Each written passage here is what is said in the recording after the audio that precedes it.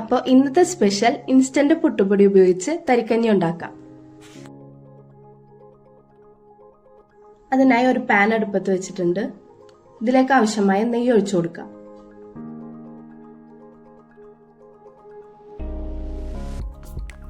ഇനി ഇതിലേക്ക് കാഷ്യൂനട്ട് ഇട്ട് കൊടുക്കാം. ഇനി ഇത് നല്ലോണം ഫ്രൈ ചെയ്തെടുക്കണം. ഇനി ഇതിലേക്ക് കുറച്ച് സേമിയ കൂടി ഇട്ട് കൊടുക്കാം.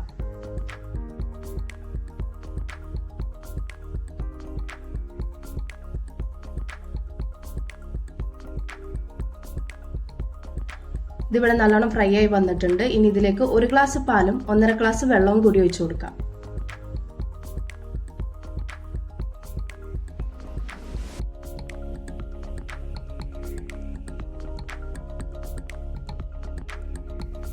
ഇനി ഇതിലേക്ക് 2 ടേബിൾ സ്പൂൺ ഇൻസ്റ്റന്റ് പുട്ടുപൊടി കൂടി ഇട്ട് കൊടുക്കാം.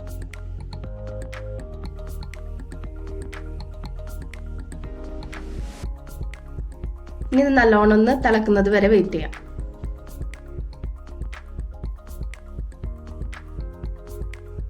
ഇനി ഇതിലേക്ക് മധുരത്തിന് ആവശ്യമായ പഞ്ചസാര കൂടി ഇട്ട് കൊടുക്കാം.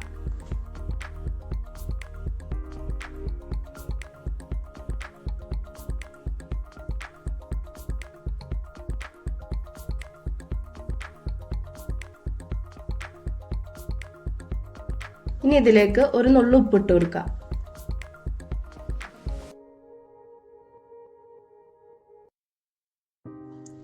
ഏലക്ക ഇട്ട് കൊടുക്കാം.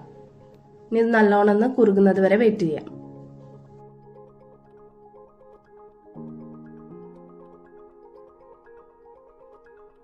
അതായത് ഇപ്പോൾ ഇവിടെ റെഡി ആയിട്ട് വന്നിട്ടുണ്ട്. അപ്പൊ ഇതെല്ലാവരും ട്രൈ ചെയ്ത് നോക്കാം. നല്ല ഈസിയാണ് ഈ ഇൻസ്റ്റന്റ് പുട്ടുപൊടി ഉപയോഗിച്ചിട്ടുള്ള തരിക്കഞ്ഞി.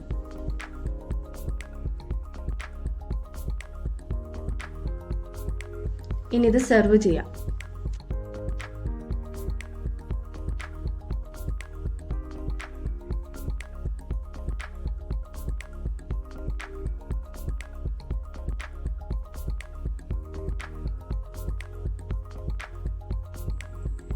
ടേസ്റ്റ് ചെയ്ത് നോക്കി.